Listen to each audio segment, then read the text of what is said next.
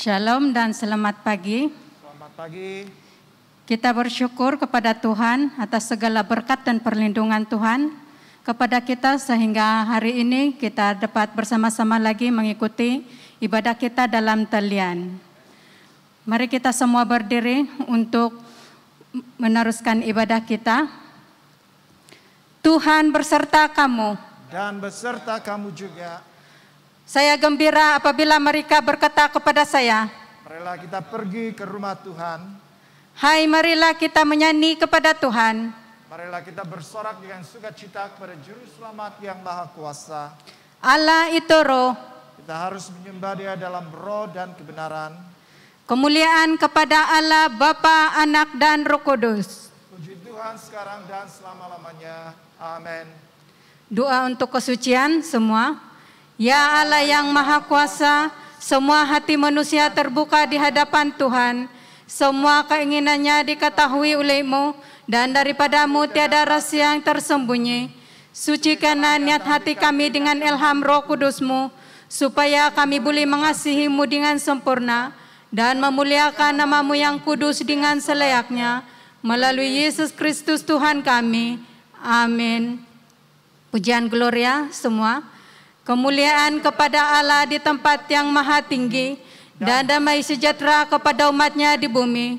Tuhan Allah, Raja di syurga, Allah dan Bapa yang maha kuasa, kami menyembah Engkau, kami bersyukur kepadamu, kami memuji Engkau sebab kemuliaan-Mu. Tuhan Yesus Kristus, Anak Tunggal Bapa, Tuhan Allah, Domba Allah, yang menanggung dosa dunia, kasihanilah kami. Engkau yang duduk di sebelah kanan Allah Bapa, terimalah doa kami. Tuhan sejala yang kudus, Engkau sejala Tuhan, Engkau sejala yang maha tinggi, Yesus Kristus dengan Roh Kudus, dalam kemuliaan Allah Bapa. Amin. Kita bersorak kepada Allah yang telah memilih dan memanggil kita. Amin.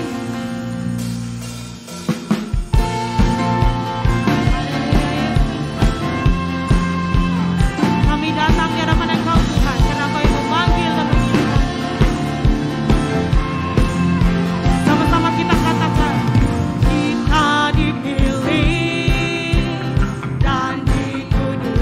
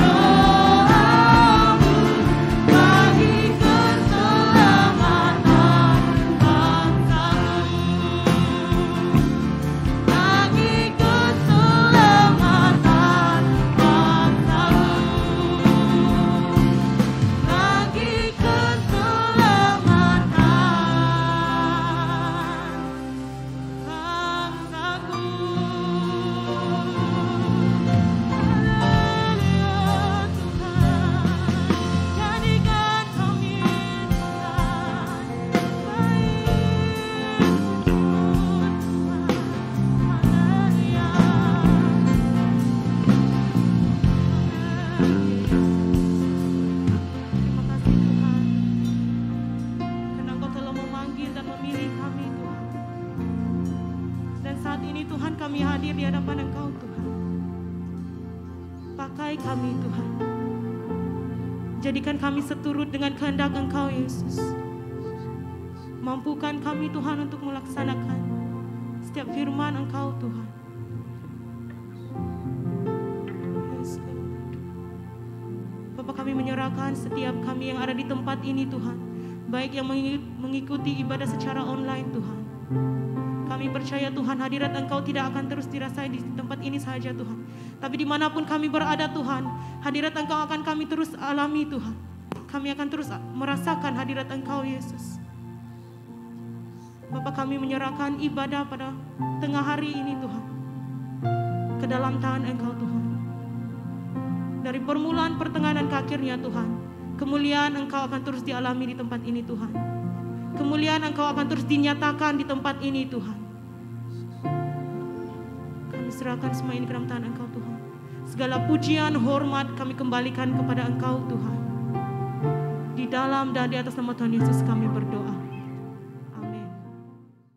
Doa hari ini semua. Allah Maha Kuasa, tanpa Engkau kami tidak dapat menyenangkan hati-Mu. Perkenakan agar dalam semua hal Roh Kudus-Mu memimpin dan memerintah hati. Melalui Yesus Kristus Tuhan kami. Amin. Semua duduk untuk mendengar pembacaan pertama.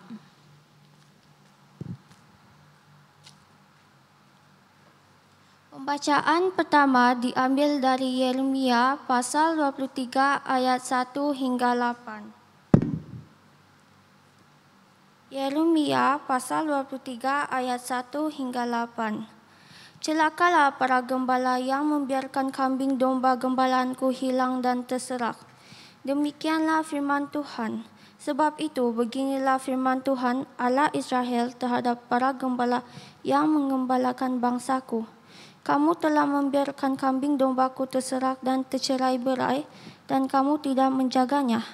Maka ketahuilah, aku akan membalaskan kepadamu perbuatan-perbuatanmu yang jahat.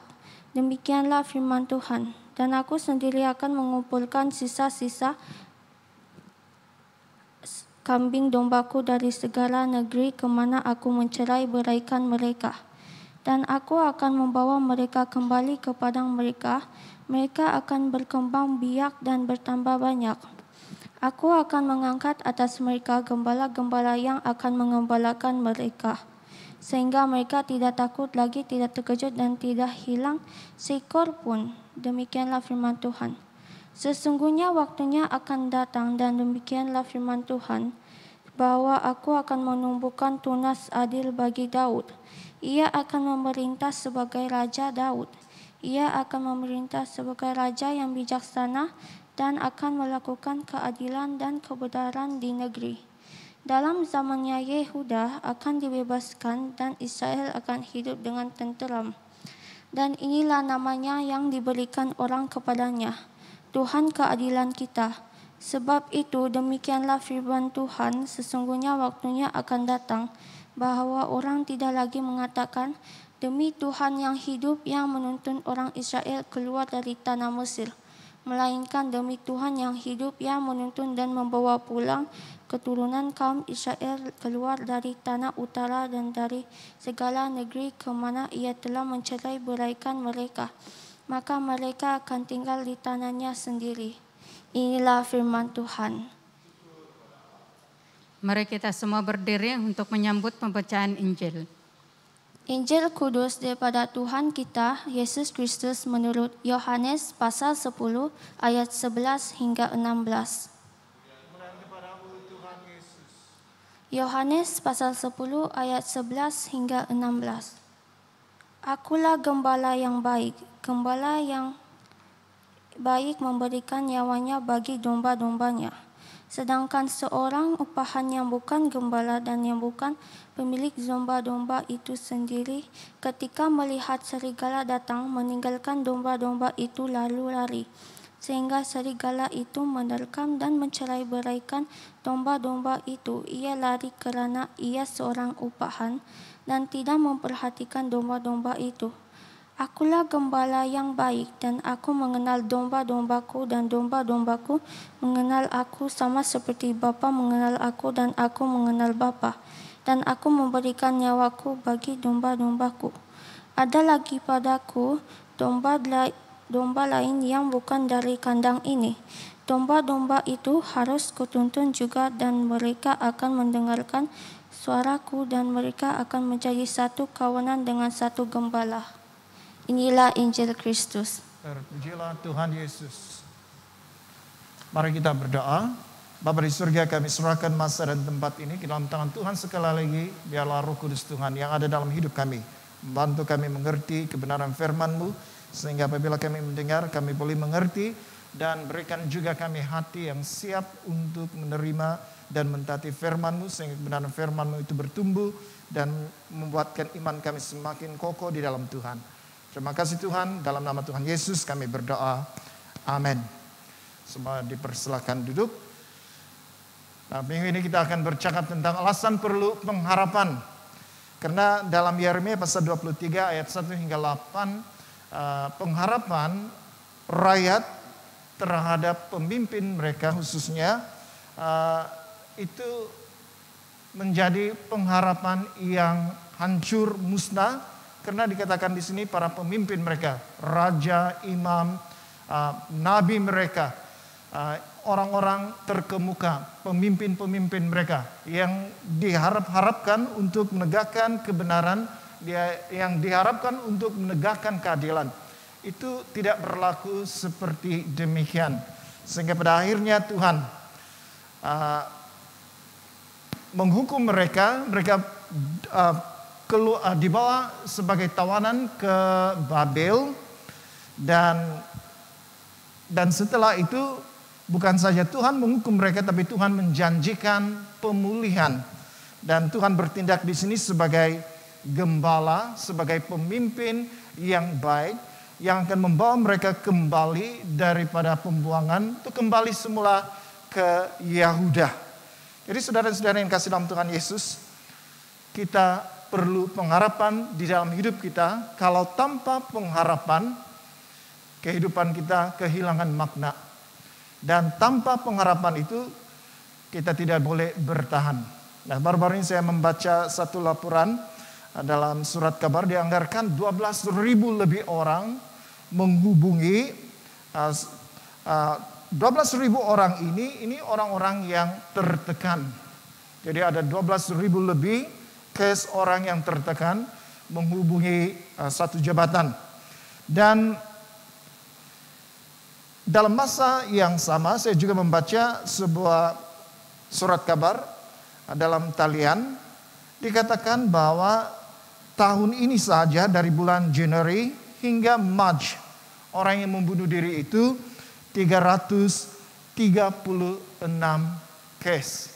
Jadi kalau dibandingkan tahun 2019 dan 2020, case yang membunuh diri untuk tahun ini hanya Januari hingga Maret sahaja itu sudah melebihi.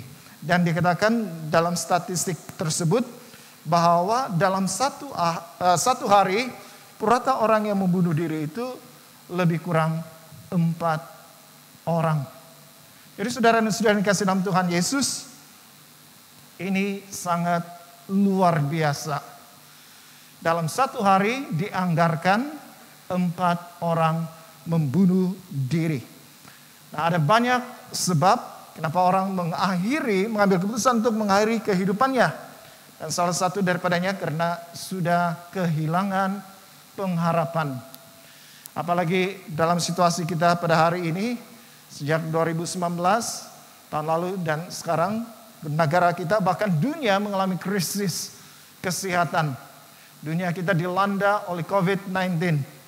Dan oleh sebab COVID-19 ini, kerajaan mengusulkan SOP yang ketat, melancarkan PKP dan sebagainya. Tetapi dari segi yang lain, ada juga kesan terhadap ekonomi negara, kesan terhadap ekonomi individu dan keluarga, dan banyak lagi. Sehingga keadaan-keadaan yang sukar ini menyebabkan orang berputus asa dalam hidup. Ada yang kehilangan pekerjaan, ada yang tidak ada keuangan lagi untuk menampung kehidupan keluarganya, ada yang bisnisnya lingkup, dan banyak lagi situasi-situasi yang mencabar. Bahkan ada yang terkena COVID, membunuh diri. Dan baru-baru ini saya membaca lagi sebuah laporan, golongan yang berumur 16 tahun hingga 18 tahun. Ini remaja Ini golongan yang banyak mengambil keputusan untuk menamatkan hidupnya, membunuh diri. 16 tahun hingga 18 tahun. Di case yang diterima membunuh diri 600 lebih orang. Bayangkan, golongan muda, yang masih muda, yang masih kuat secara tenaga, tapi rupa-rupanya apabila berhadapan dengan situasi yang sukar pada masa sekarang, golongan ini banyak mengambil keputusan untuk membunuh diri. Ada yang masalah keuangan, masalah kesehatan, masalah kehilangan pekerjaan, bisnis lingkup dan sebagainya. Nah, semua keadaan yang sukar ini menyebabkan kebanyakan orang mengalami keputusasaan dan pada akhirnya mengakhiri kehidupan. Kenapa membunuh diri? Karena sudah kehilangan pengharapan. Tetapi pada hari ini dalam pembacaan kita pembacaan teks khotbah kita Yeremia pasal 23 1 hingga 8, walaupun Tuhan menghukum orang Yahuda, membawa mereka keluar ke tanah perjanjian, karena para pemimpin-pemimpin mereka sepatutnya memimpin mereka kepada jalan Tuhan. Tetapi mereka yang menjadi gembala-gembala di sini, raja, imam, nabi, dan pemimpin-pemimpin yang lain, mereka ini melakukan kekejaman. Mereka ini bertindak tidak adil dan tidak benar, sehingga kebanyakan raja-raja di Yahuda, khususnya mereka ini yang menyebabkan bangsa Yahuda, orang Yahuda jatuh dalam dosa penyembahan berhala, sehingga Tuhan harus menghukum mereka dan membuang mereka ke Babel. Tetapi Tuhan juga menjanjikan pemulihan. Tuhan mengatakan setelah 70 tahun Tuhan akan mengambil mereka, mengumpulkan mereka, Sakibaki, keturunan Sakibaki orang Yahuda akan dibawa pulang ke negeri mereka semula. Jadi walaupun kita melihat dalam petikan ini mereka seperti kehilangan pengharapan, tapi Tuhan menjanjikan pengharapan kepada mereka bahwa mereka akan kembali lagi ke negeri mereka, dan di sana Tuhan akan memberkati mereka menjadi bangsa yang besar sekali lagi. Jadi saudara-saudara yang kasih dalam Tuhan Yesus, dalam keadaan kita sekarang pandemik dan banyak kesannya di dalam kehidupan kita, orang yang menghadapi stres, tekanan hidup itu semakin banyak.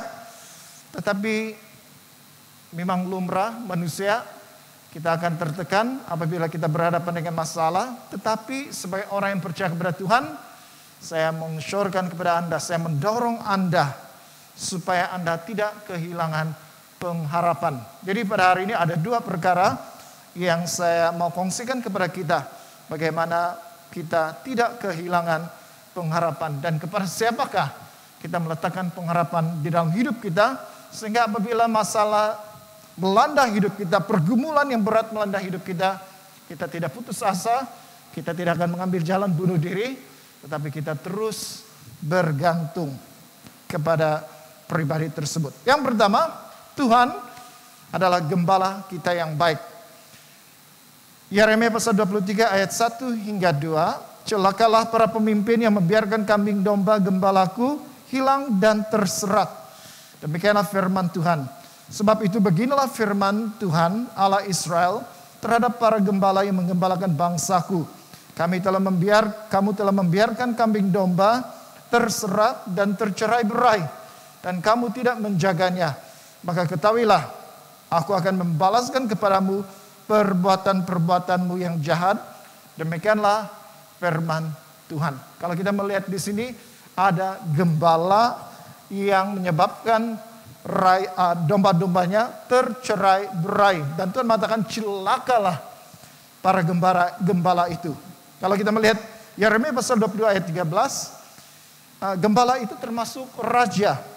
Dikatakan di situ, celakalah dia membangun istananya berdasarkan ketidakadilan dan anjungnya berdasarkan kelaliman, yang mempekerjakan sesamanya dengan cuma-cuma dan tidak memberi upah kepadanya. Jadi raja ini Dia membangun istananya, tetapi tidak menunjukkan keadilan, tetapi melakukannya dengan penuh kekejaman, mempekerjakan hamba-hamba itu, tidak membayar upah. Jadi ini raja. Kemudian dalam Yeremia pasal 2 ayat 8, gembala-gembala itu dikatakan di sini, para imam tidak lagi bertanya, di manakah Tuhan? Orang-orang yang melaksanakan hukum tidak mengenal aku lagi. Dan para gembala mendurhaka terhadap aku. Para nabi bernubuat demi Baal, mereka mengikuti apa yang tidak berguna. Jadi ini adalah para gembala itu, raja, nabi, dan juga para imam. Para nabi, mereka tidak bertanya tentang Tuhan. Para imam tidak bertanya di manakah Tuhan dan sebagainya. Para nabi, mereka bernubuat bukan demi Tuhan, tetapi demi Baal. Jadi inilah yang berlaku, situasi yang berlaku. Jadi Tuhan mengatakan, celakalah kamu para gembala. Tuhan mengutuk mereka karena menyebabkan rakyat atau orang Yahuda mereka tercerai-berai. Karena perbuatan mereka ini yang juga membawa kepada dosa besar, mereka menyembah kepada berhala, sehingga Tuhan menghukum mereka. Mereka harus ditawan ke Babel. Dan inilah yang berlaku pada waktu itu. Kemudian kita melihat di sini ada gembala yang jahat, ada gembala yang tidak baik, ada gembala yang baik. Nah, siapakah gembala itu? Yeremia pasal 23 ayat 3 hingga 4 dikatakan di sini, dan aku sendiri. Siapa yang berkata? Tuhan sendiri. Aku sendiri akan mengumpulkan sisa-sisa kambing dombaku dari segala negeri kemana aku mencerai-beraikan mereka. Dan aku akan membawa mereka kembali ke padang mereka.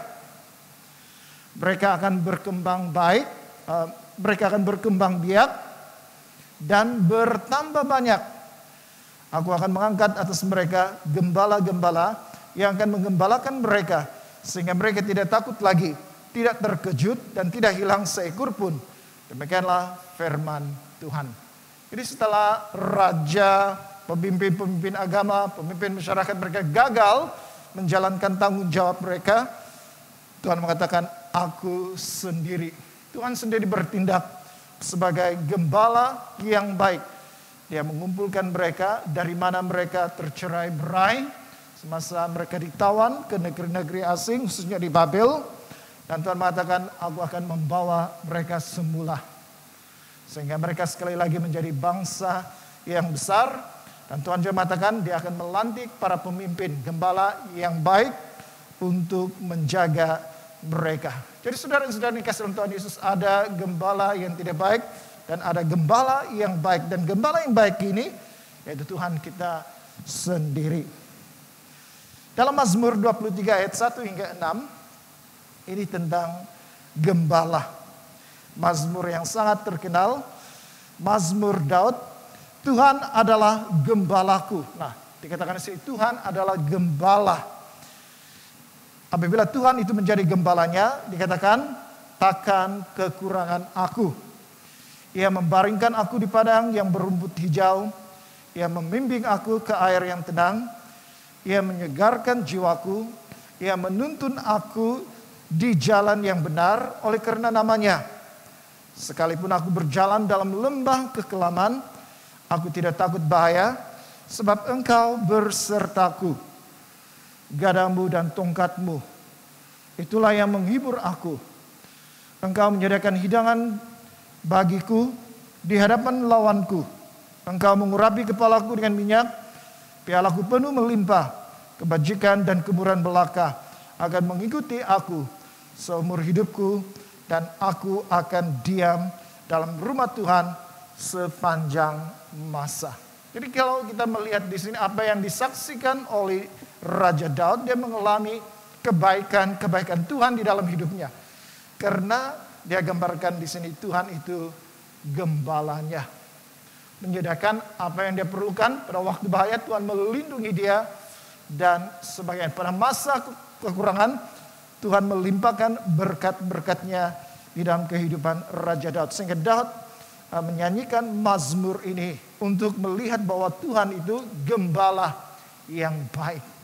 Jadi saudara-saudara yang kasih dalam Tuhan Yesus, dalam keadaan kita sekarang ini, ramai yang kehilangan pekerjaan, bisnis tidak menjadi, banyak hutang dan sebagainya.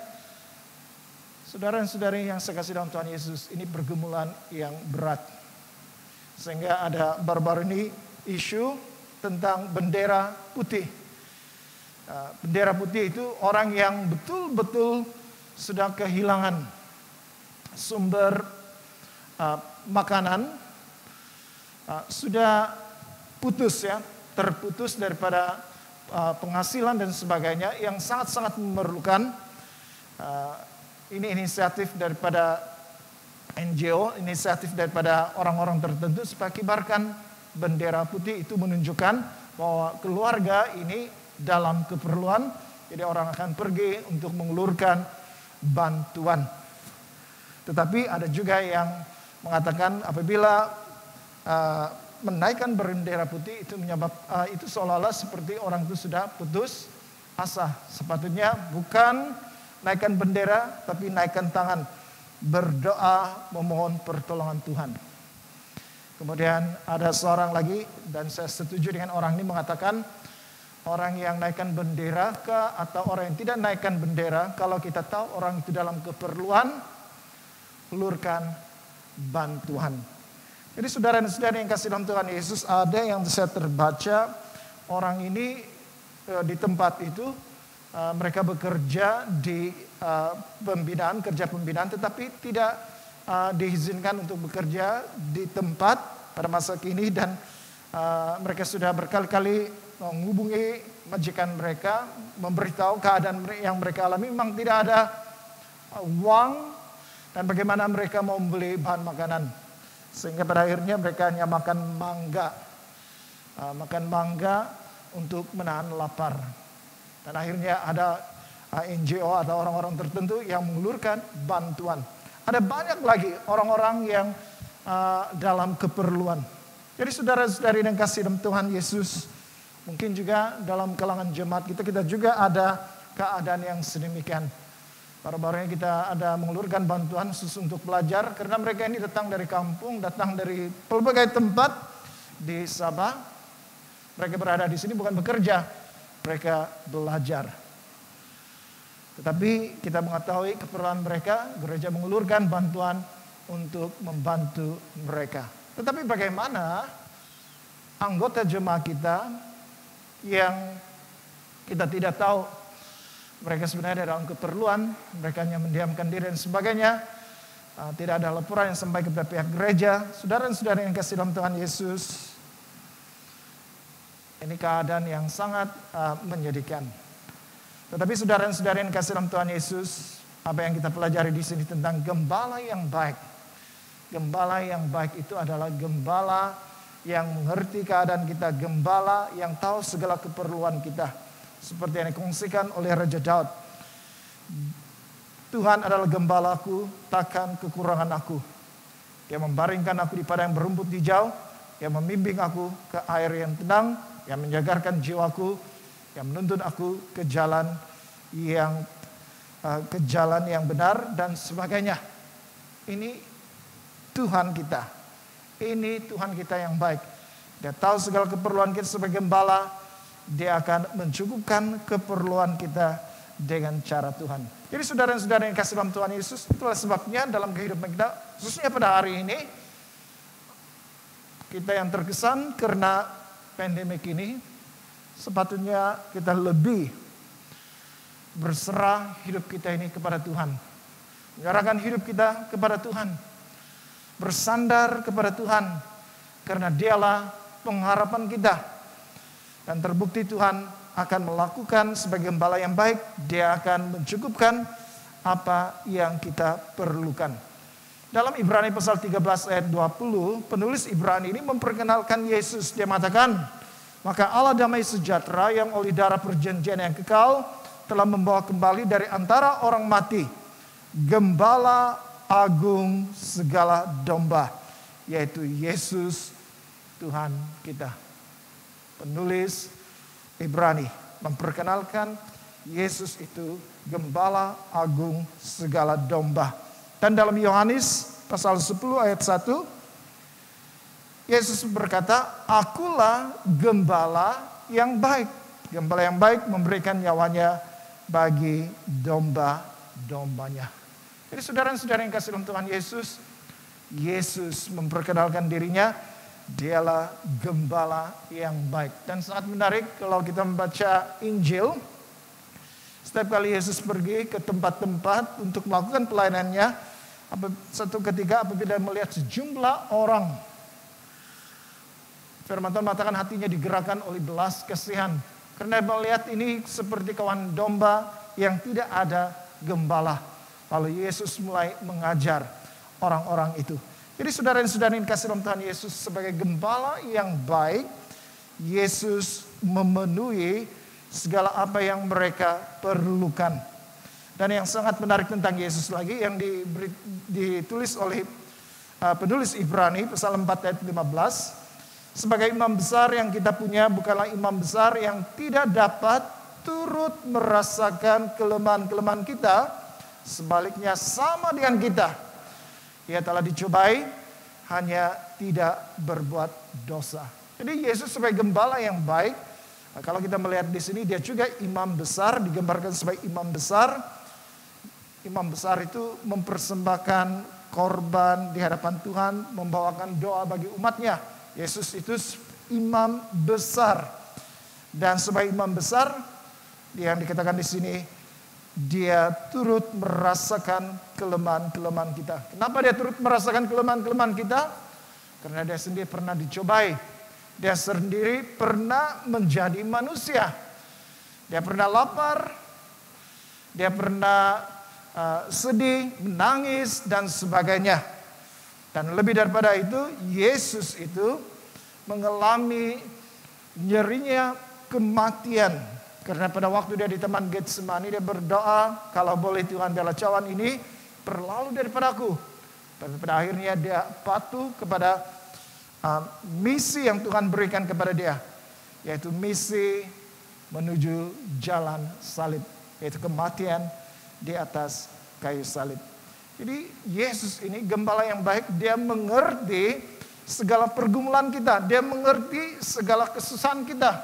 Jadi Tuhan itu bukan Tuhan yang berada di tempat yang jauh, berada di surga dan dia tidak tahu apa yang kita alami saat ini. Jadi saudara-saudara yang kasih dalam Tuhan Yesus, dalam keadaan sekarang, pada waktu kita rasa kita sudah tidak mampu, tidak kuat lagi, kita banyak tekanan dalam diri kita. Kita pikirkan kita kehilangan pekerjaan, kita pikirkan bagaimana keluarga saya ini harus diberi makan dan sebagainya. Itu memang tekanan yang berat yang kita hadapi pada masa sekarang ini. Tetapi jangan lupa kita ada gembala yang baik. Gembala yang mengerti, gembala yang bukan hanya mengerti, tetapi gembala ini pernah mengalami apa yang kita namakan masalah pada hari ini. Gembala itu sudah mengalami. Jadi gembala itu Yesus Kristus sendiri. Dia mengerti apa perasaanmu saat ini. Dia mengerti pergumulanmu saat ini. Dia mengerti kesusahanmu pada saat ini. Jadi janganlah kita menghadapi kehidupan kita sekarang di tengah-tengah pandemik ini dengan segala tekanan yang kita hadapi dengan perasaan putus asa. Jangan putus asa. Apabila kita berputus asa, artinya kita kehilangan pengharapan. Sebaliknya, kita menaruh pengharapan kita kepada Yesus, kepada Tuhan yang sebagai gembala yang baik, yang mengerti segala kesusahan kita, dan sebagai gembala yang baik seperti yang dikatakan dalam Mazmur 23 ayat 1 hingga 6, gembala itu akan menyediakan segala keperluan kita. Kita tidak tahu bagaimana, tapi tiba-tiba mungkin ada jiran atau ada orang-orang tertentu yang datang untuk mengulurkan bantuan tepat pada waktunya, di mana kita betul-betul sudah kehilangan makanan harian. Jadi saudara-saudara yang kasih dalam Tuhan Yesus, jangan bergantung pada perkara-perkara lain dalam hidupmu.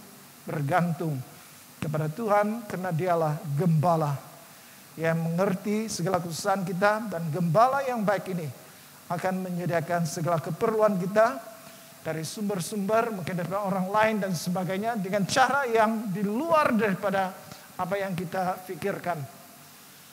Dengan cara yang tepat, waktu yang tepat, Tuhan akan mengulurkan pertolongan.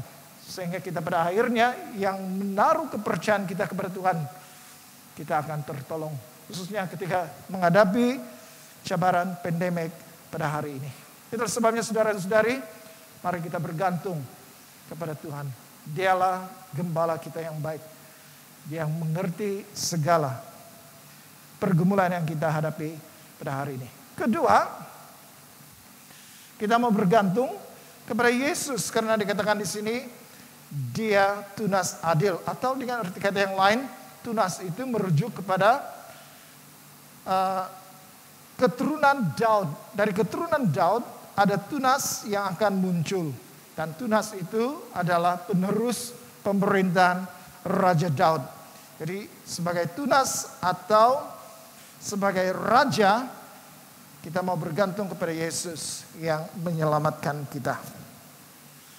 Yeremia pasal 23 ayat 5 hingga 6 dikatakan,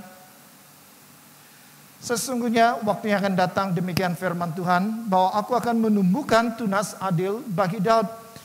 Ia akan memerintah sebagai raja yang bijaksana dan akan melakukan keadilan dan kebenaran di negeri. Dalam zamannya Yahuda akan dibebaskan dan Israel akan hidup dengan tentram, dan inilah nama yang diberikan orang kepadanya, Tuhan keadilan kita. Kalau kita bandingkan bahagian yang pertama ayat 1 hingga 2, ada gembala yang berlaku jahat yang menyebabkan domba-dombanya tercerai-berai. Bukan pemimpin yang baik, tetapi apa yang dinubuatkan di sini, waktunya akan datang. Ini satu nubuatan. Akan datang ada tunas adil bagi Daud. Raja ini memerintah dengan kebijaksanaan. Raja ini akan melakukan keadilan dan kebenaran. Jadi saudara-saudara yang kasih dalam Tuhan Yesus, tunas adil bagi Daud. Maksudnya dari keturunan Daud akan datang seorang raja yang memerintah dengan penuh keadilan dan kebenaran, yang akan membebaskan orang Yahuda, membebaskan orang Israel, dan memberi mereka hidup yang tentram. Dan namanya disebut orang Tuhan keadilan kita. Jadi saudara-saudara yang kasih dalam Tuhan Yesus, saya melihat dalam dokumenter memberitahu bahwa apabila orang Yahuda, raja yang terakhir Raja Zedekia itu dibawa ke Babel, dan di Babel dia mati. Dan setelah mereka kembali 70 tahun kemudian kembali ke Yehuda, setelah itu tidak ada raja dari keturunan Daud. Itu sudah terputus. Sudah terputus. Tidak ada anak dari keturunan Raja Daud yang meneruskan pemerintahan setelah mereka kembali daripada pembuangan. Itu sudah terputus. Tetapi nubuatan ini bercakap dia akan melakukan keadilan dan kebenaran, dan kerajaannya itu tidak akan berkesudahan. Jadi dari keturunan Raja Daud dinubuatkan tentang seseorang yang akan menjadi raja yang akan mengukuhkan kerajaan Daud. Yesaya pasal 11 ayat 1, ini nubuatan Nabi Yesaya. Suatu tunas akan keluar dari tunggul Isai. Isai itu bapa Daud. Bapa kepada bapa Daud. Datu. Bapa kepada bapa Daud. Dan taruk yang akan tumbuh dari pangkalnya akan berbuah. Satu tunas akan keluar dari tunggul Isai.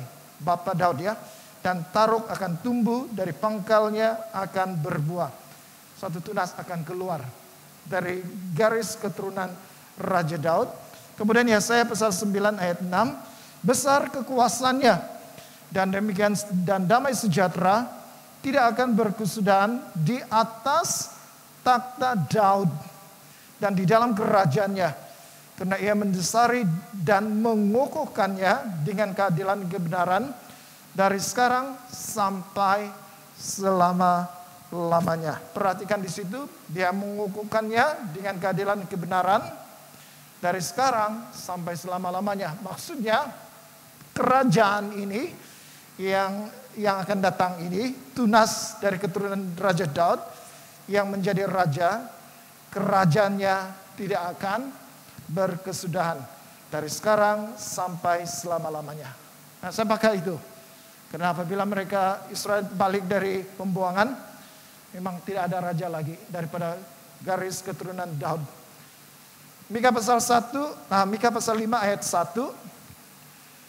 Ini nubuatan Nabi Mika. Tetapi engkau, hai Bethlehem Efrata, hal yang terkecil di antara kaum-kaum Yahuda, daripadamu akan bangkit bagiku seorang yang akan memerintah Israel, dan permulanya sudah ada purbakala sejak dahulu kala. Itu nubuatan bahwa di Bethlehem akan datang seorang yang memerintah Israel. Dan dikatakan bukan hanya pada waktu itu dia datang, waktu itulah dia wujud, tetapi dikatakan di sini yang di permulannya sudah sejak purbakala, sejak dahulu kala. Nah, kewujudan orang itu bukan hanya pada waktu dia datang di Bethlehem, tapi kewujudan itu sebenarnya sudah ada sebelumnya. Lukas pasal 2 ayat 4 hingga 5.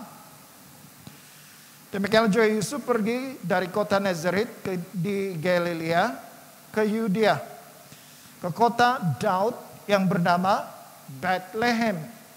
Ini sesuai dengan nubuatan Mika. Karena ia berasal dari keluarga dan keturunan Daud, supaya didaftarkan bersama-sama dengan Maria, tunangnya yang sedang mengandung. Jadi beberapa waktu kemudian, catatan Lukas pasal 24 hingga 5 ini menggenapi apa yang sudah dinubuatkan sebelumnya, khususnya oleh Nabi Mika tentang Bethlehem. Akan bangkit seorang yang akan memerintah Israel, akan bangkit seorang raja. Dan hal itu digenapi semasa Yusuf yang juga adalah keturunan Daud. Dia dari Galilea, dia pergi ke kota Daud di Bethlehem. Karena di Bethlehem, nubuatan itu di Bethlehem akan bangkit seorang raja yang berasal dari keluarga dan keturunan Daud. Dan itu digenapi di sini. Yusuf membawa tunangannya yang sudah mengandung, lalu melahirkan seorang anak yang dinamakan Yesus. Jadi seluruh tentang nubuatan tentang tunas atau raja yang memerintah dengan keadilan, dengan kebenaran, dan memerintah dari sekarang sampai selama-lamanya, itu nubuatan dalam perjanjian lama, itu digenapi dalam pribadi yang bernama Yesus. Dan ketika Yesus mulai pelayanannya, Matius pasal 3 ayat 2 dikatakan, bertobatlah sebab kerajaan surga sudah dekat. Dia bercakap tentang kerajaan. Dia membawakan kerajaan dan mengisyaratkan tentang kerajaan. Kerajaan itu bukan kerajaan di bumi, bukan kerajaan pada waktu itu, tetapi suatu kerajaan, yaitu kerajaan surga. Yesus mau mendirikan kerajaan itu. Bukan secara jasmani, tetapi secara rohani. Yohanes pasal 18 ayat 36 hingga 37. Jawab Yesus, kerajaanku bukan dari dunia ini. Jika kerajaanku dari dunia ini, pasti hamba-hambaku telah melawan, supaya aku jangan diserahkan kepada orang Yahudi. Akan tetapi kerajaanku bukan dari sini. Maka kata Pilatus kepadanya, jadi engkau adalah raja? Jawab Yesus, engkau mengatakan bahwa aku adalah raja. Untuk itulah aku lahir dan untuk itulah aku datang ke dalam dunia ini. Supaya aku memberi kesaksian tentang kebenaran. Setiap orang yang berasal dari kebenaran mendengarkan suaraku. Bila Yesus ditangkap, dia dibawa ke pengadilan di hadapan Pilatus. Yesus mengatakan bahwa kerajaannya bukan daripada dunia ini. Kerajaannya bukan daripada dunia ini. Kerajaannya itu kerajaan surga. Dan Yesus mengatakan dia identitinya juga sebagai raja. Raja dari kerajaan itu. Dan Yesus mengatakan karena itulah misinya dia datang ke dalam dunia ini. Jadi saudara-saudara yang sekasih dalam Tuhan Yesus, saya masih teringat ketika Yesus bersama dengan orang-orang yang mengikuti dia, kemanapun pergi orang-orang akan mengikuti dia. Di tempat yang terpencil orang-orang mengikuti dia. Dan ada satu kejadian ketika orang tidak ada makanan, Yesus hanya ada 5 roti dan 2 ekor ikan. Kemudian Yesus memberkati itu, lalu ke semua mereka itu dapat makan. Bahkan apabila dikumpul masih ada sisa-sisanya. Dan orang-orang ini melihat itu, mereka mau memaksa Yesus untuk menjadi raja. Kemudian Yesus menyingkirkan dirinya. Karena Yesus tahu dia memang raja dari keturunan Raja Daud. Tetapi bukan maksudnya dia datang ke dalam dunia ini untuk menjadi raja secara dunia. Karena pada waktu itu Palestina itu dikuasai oleh kerajaan Roma.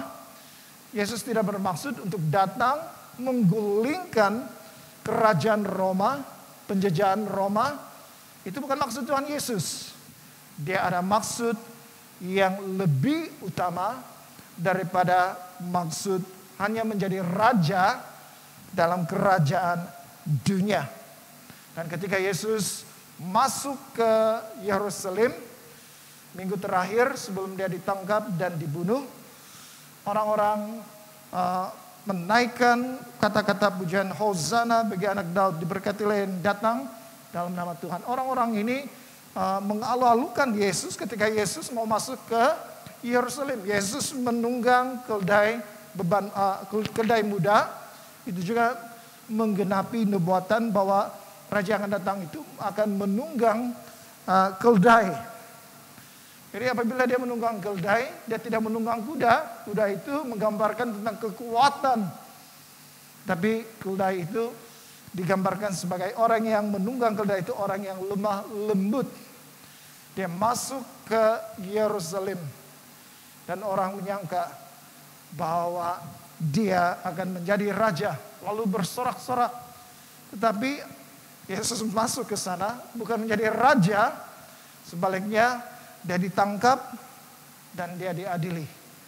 Dan pada waktu berdiri di hadapan mereka ketika Pilatus sendiri mau membebaskan Barabas, tetapi orang-orang di sana lebih memilih salibkan dia, salibkan dia. Dan ketika Yesus mati, ada 2 orang murid Tuhan Yesus dalam perjalanan menuju ke Emmaus. Jadi Yesus menyamar seperti orang asing lalu mendekati mereka dan turut serta dalam perbualan mereka. Dan Yesus berkata, apa yang kamu bualkan? Dan firman Tuhan mengatakan apabila mereka berpaling, wajah mereka itu penuh dengan kemuraman. Kenapa mereka muram? Karena pemimpin mereka, Yesus itu, bukan menjadi raja sesungguhnya, tetapi akhirnya mati. Jadi mereka kehilangan pengharapan. Itulah wajah mereka penuh dengan kemuraman, kesedihan. Jadi saudara-saudara yang kasih Tuhan Yesus, mereka tidak mengerti. Yesus masuk ke Yerusalem bukan menjadi raja secara jasmani yang membebaskan mereka daripada penjajahan Roma, tetapi dia masuk dan mati di sana untuk menjadi raja secara rohani. Karena manusia terbelenggu oleh dosa, Yesus mau menyelesaikan masalah dosa itu dengan cara mengorbankan diri sebagai persembahan, dan melalui darahnya itu masalah dosa manusia itu ada jalan penyelesaian.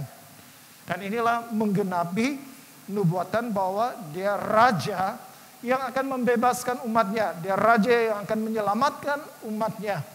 Yesus mati di atas kayu salib.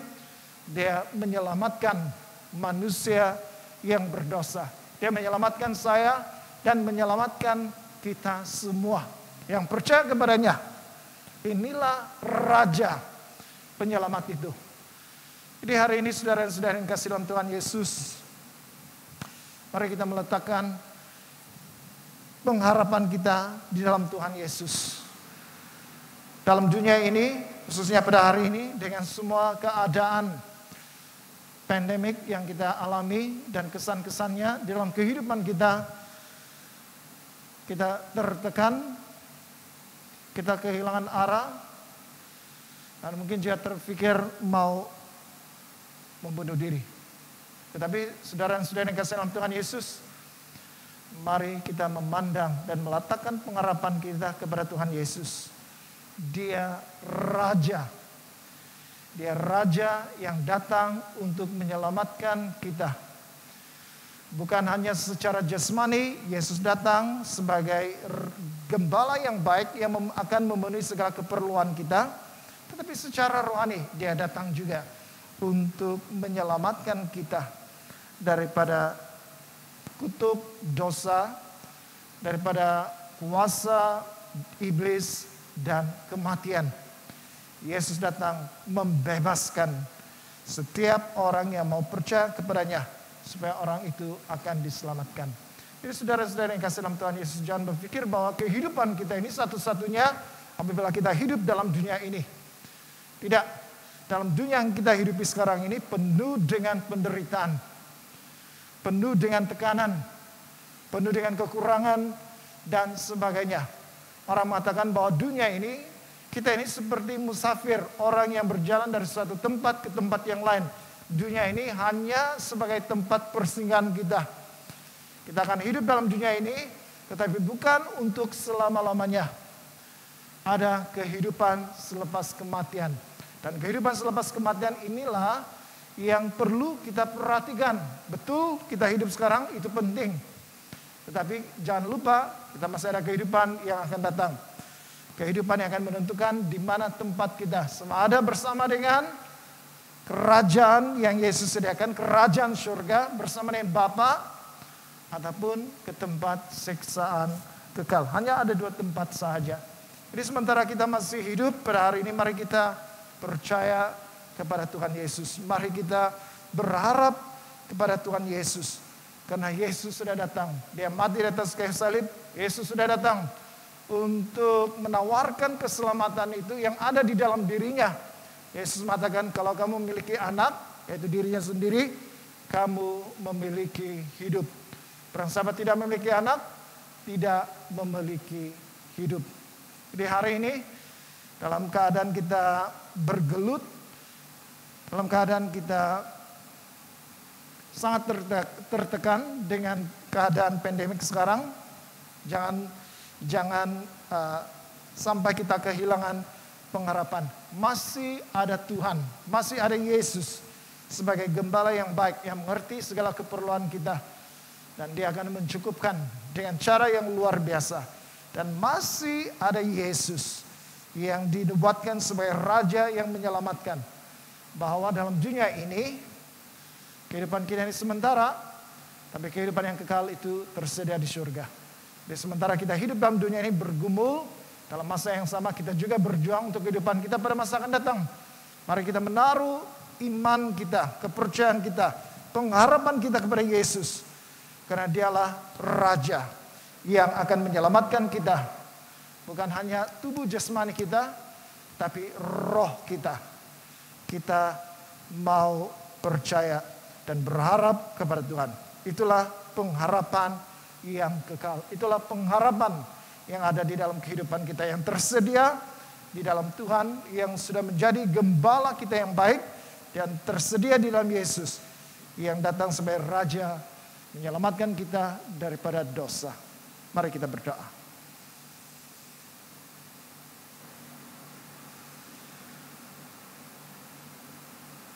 Saudara-saudara yang kasih dalam Tuhan Yesus, saya tidak tahu bagaimana cobaan yang kita hadapi pada hari ini.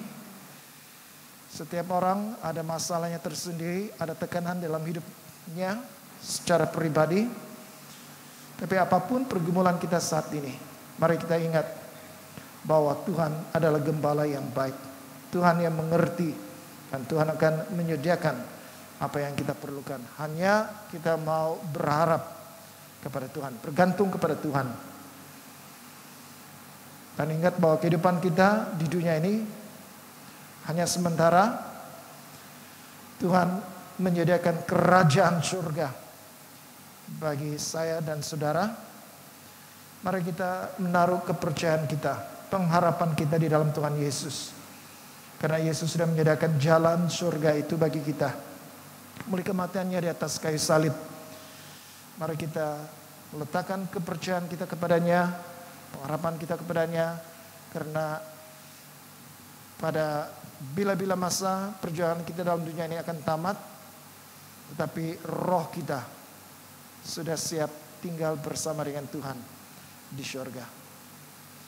Saya membaca Matius pasal 11 ayat 28. Kata Yesus, "Marilah kepadaku semua yang letih lesu dan berbeban berat, aku akan memberi kelegaan kepadamu."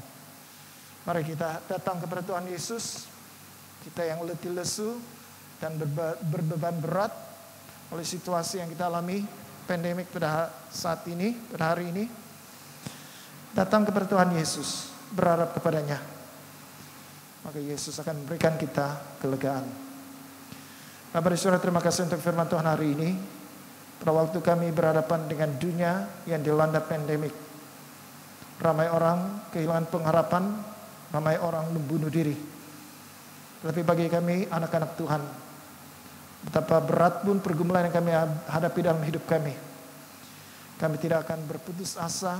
Karena firman Tuhan memberitahu kepada kami bahwa Engkaulah gembala kami yang baik, gembala yang mengerti pergumulan kami saat ini. Dan Engkau akan membantu kami, menolong kami, memenuhi segala keperluan kami tepat pada waktunya Tuhan sendiri. Dan Engkau mengajar kami supaya kami menaruh kepercayaan kami, pengharapan kami yang ada dalam Tuhan Yesus. Karena Yesus menyediakan sebuah tempat yang damai, sebuah tempat yang baik untuk kami tinggal, yaitu bersama dengan Tuhan di surga.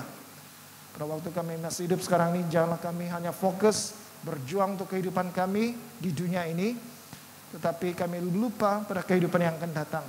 Tapi tolong kami, sementara kami masih hidup, mengambil keputusan untuk percaya kepada Tuhan Yesus. Karena Dialah Raja, penyelamat kami. Dialah yang akan menjadi jalan bagi kami untuk menuju kepada Bapa di surga. Terima kasih Tuhan untuk firman-Mu. Terima kasih untuk penghiburan-Mu. Biarlah kami yang letih lesu dan beban berat pada hari ini, kami mau datang kepada Tuhan kami Yesus Kristus. Dialah gembala kami yang baik. Dialah Raja penyelamat kami. Dalam nama Tuhan Yesus kami berdoa. Amin.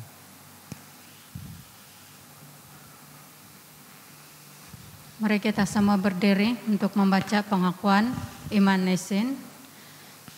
Saya percaya kepada Allah yang Esa, Bapa yang Maha Kuasa, Pencipta langit dan bumi, yang dapat dilihat dan yang tidak dapat dilihat.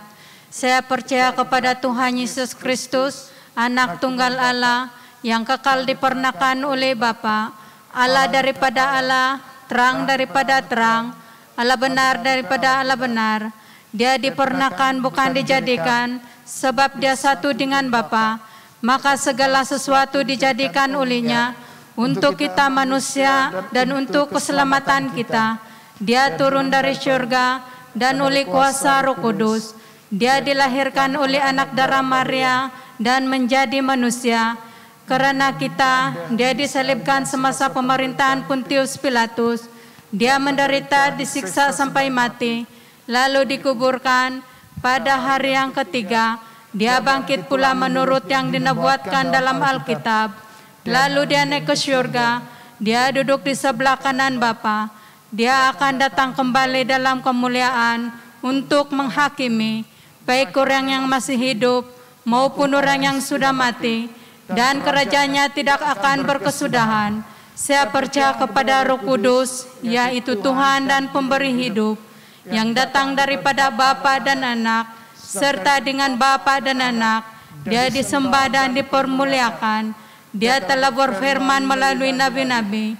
Saya percaya kepada gereja sedunia yang kudus, dan daripada rasul-rasul itu, saya mengaku satu baptisan akan mendatangkan pengampunan dosa. Saya menantikan kebangkitan orang mati dan kehidupan dalam dunia yang akan datang.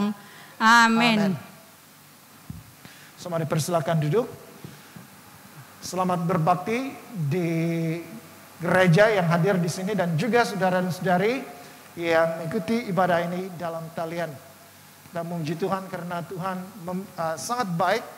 Dia menyediakan bagi kita tempat untuk ruang untuk datang kepadanya meskipun PKP, tetapi kita masih diizinkan untuk beribadah di gereja dan diizinkan juga untuk mengikuti ibadah dalam talian.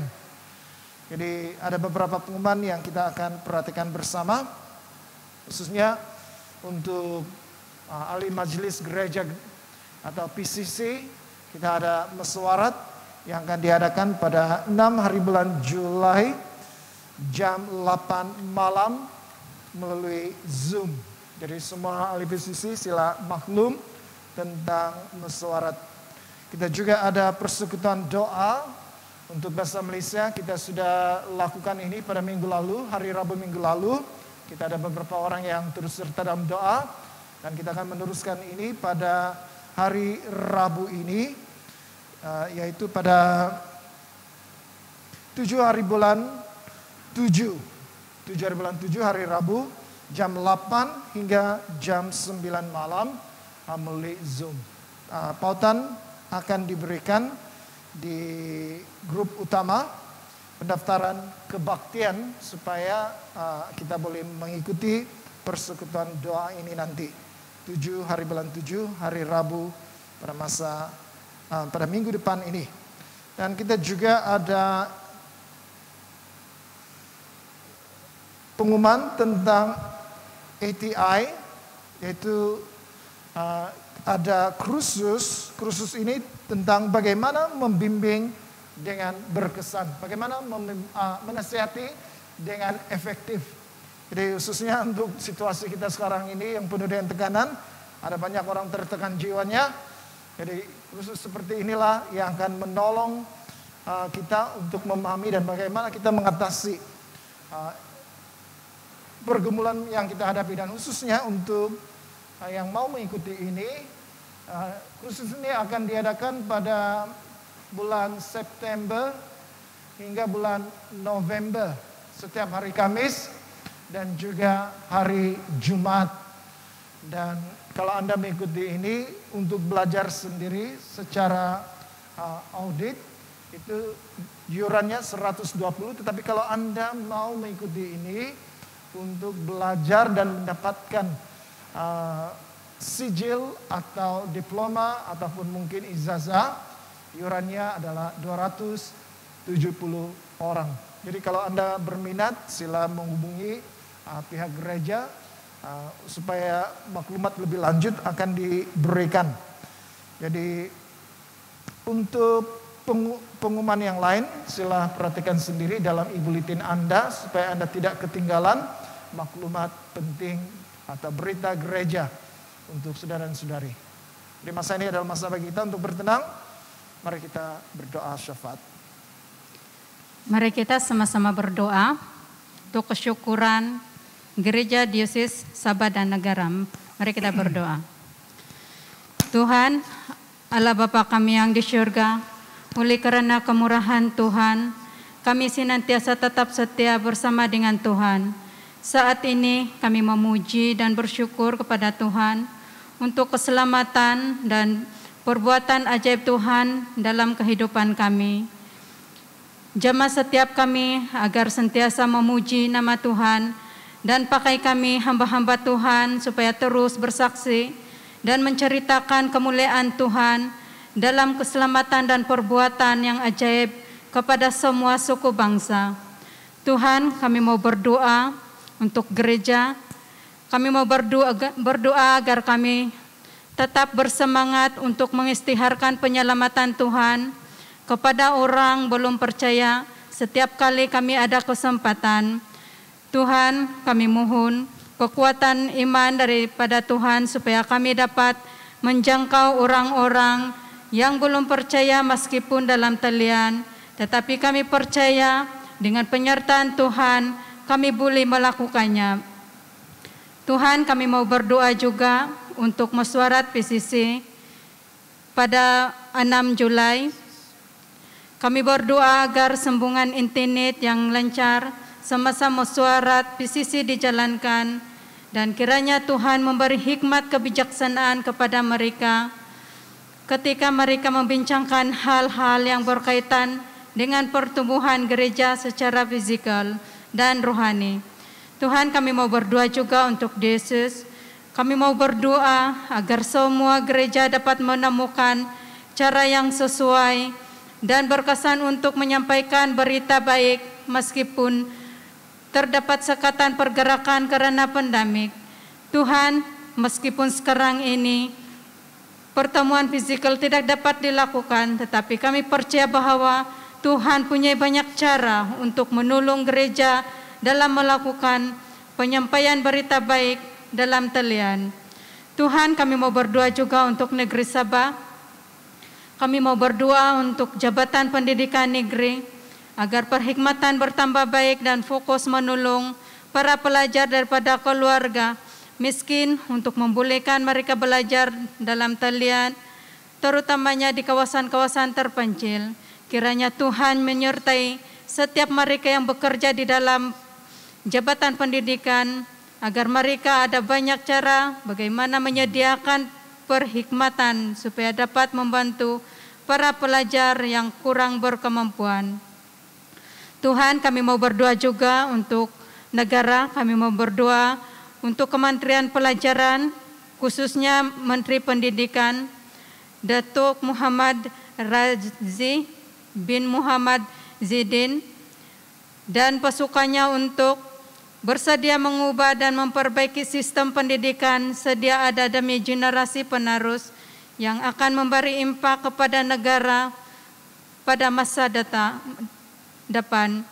Tuhan, kami mau berdoa supaya Tuhan memberi hikmat kepada Menteri Pendidikan dan pasukan agar mereka ada kerjasama dalam melaksanakan perubahan dan memperbaiki sistem pendidikan supaya anak-anak muda dapat belajar dan mempunyai pengalaman dalam pelbagai bidang pekerjaan. Kami percaya dengan penyertaan Tuhan, negara akan membawa impak yang luar biasa.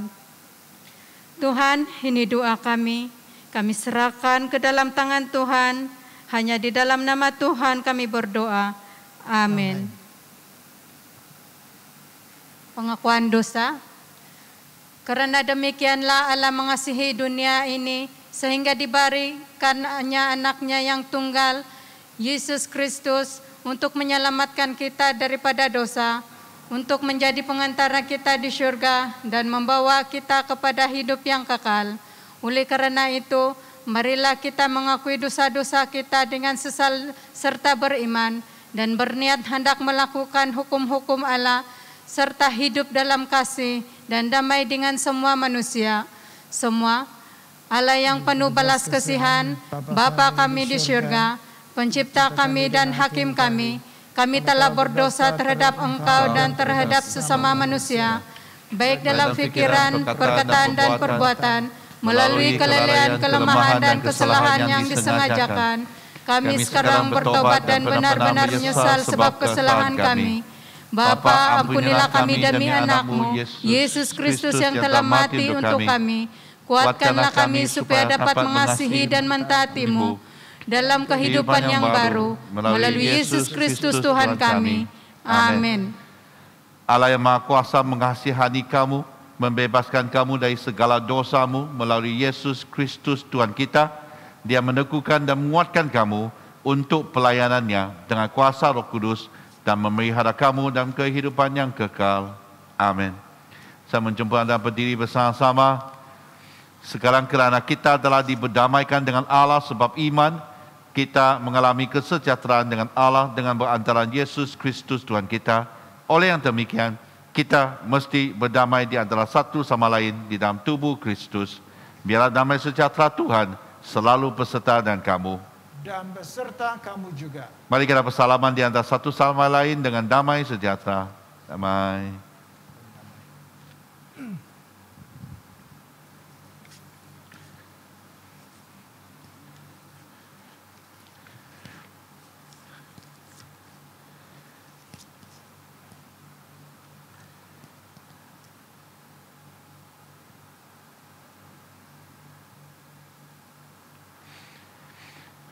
Saudara-saudari, angkatlah hatimu. Kami mengangkatnya kepada Tuhan. Mari kita mengucap syukur kepada Tuhan Allah kita. Adalah patut bersyukur dan pujian kepada Dia. Bukan saja patut, bahkan adalah kewajiban kita dan kegembiraan kita selalunya dan di mana-mana saja mengucap syukur dan pujian Bapa yang Maha Kuasa, Pencipta langit dan bumi. Dan sekarang kami bersyukur sebab Engkau telah menyatakan kemuliaan-Mu sama dengan kemuliaan anak-Mu dan Roh Kudus. Tiga oknum sama keagungan, tak terbahagi kemuliaannya bagi Tuhan dan Allah yang tunggal dan yang disembah dan dipuji selama-lamanya. Sebab itu kami turut memuji Engkau bersama dengan suara malaikat-malaikat dan penghulu-penghulu malaikat dan semua kaum surga yang selalu memuji dan membesarkan nama-Mu yang mulia itu. Kudus, kudus, kuduslah Tuhan, Allah daripada segala kuasa dan keperkasaan, surga dan bumi penuh dengan kemuliaan-Mu. Hosana bagi yang maha tinggi. Saya menjemput anda berlutut, mari kita siapkan hati untuk jamuan kudus. Semua kemuliaan kepadamu, Bapa kami yang di surga, sebab di dalam kemurahan-Mu, Engkau menyerahkan anak-Mu yang tunggal, Yesus Kristus, untuk disiksa dan mati di atas kayu salib untuk penebusan kami.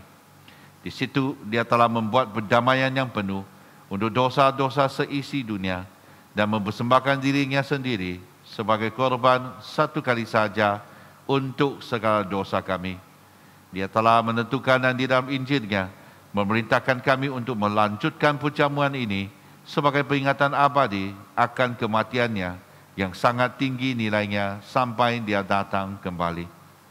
Dengarlah kami yang meminta dengan rendah hati, ya Bapa yang berkasihan, dan kurniakanlah supaya melalui kuasa Roh Kudus, kami yang menerima kurnia-kurnia ini, roti dan air anggur, menurut peraturan anak-Mu Yesus Kristus penyelamat kami, sebagai peringatan akan sengsara dan kematiannya, akan mendapat bahagian dalam tubuh dan darahnya yang sangat berharga itu.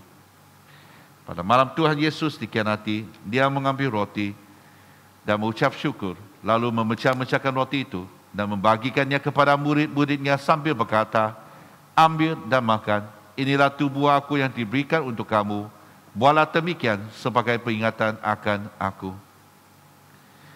Begitu juga setelah habis makan, Dia mengambil cawan, serta mengucap syukur, lalu memberikannya kepada murid-muridnya serta berkata, ini adalah darah aku, darah perjanjian baru yang dicurahkan bagi kamu dan bagi semua orang untuk pengampunan dosa.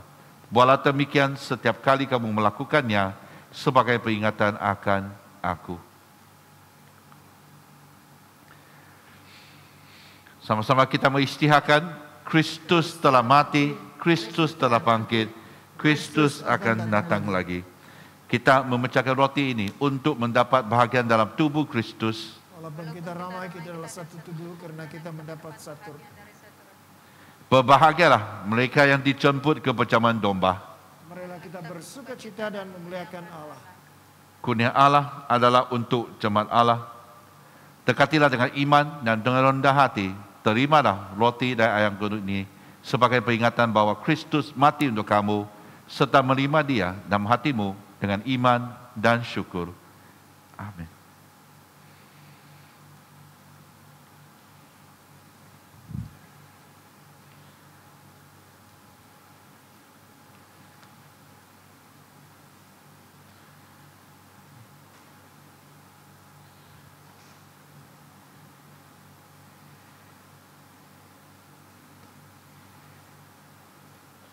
Tubuh dan darah Tuhan Yesus Kristus memelihara kamu dalam kehidupan kekal.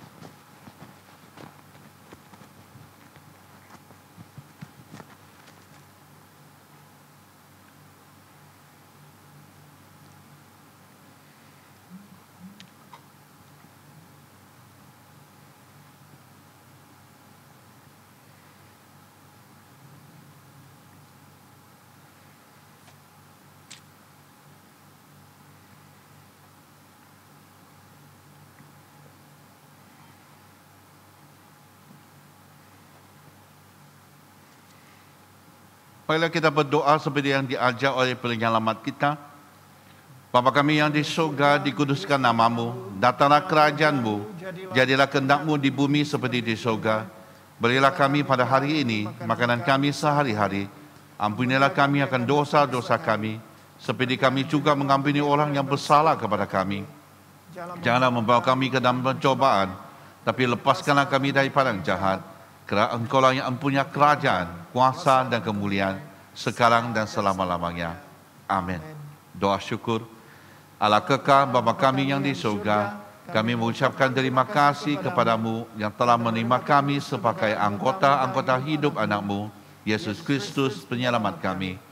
Kami mengucapkan terima kasih kepadamu yang telah memberikan kami makanan rohani di dalam sakramen tubuh dan darahnya.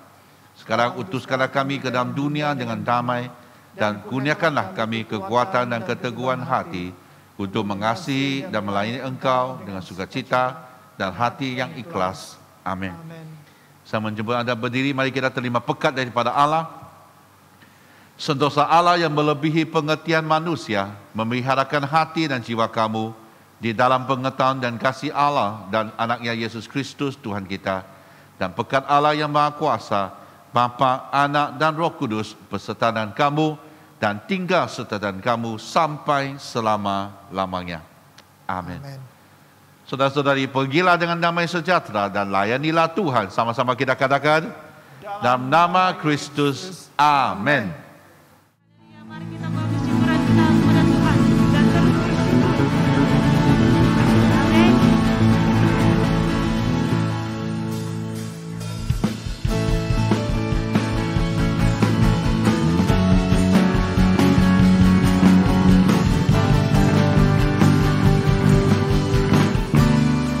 Sama-sama kita katakan, diri sebagai umat pilihan.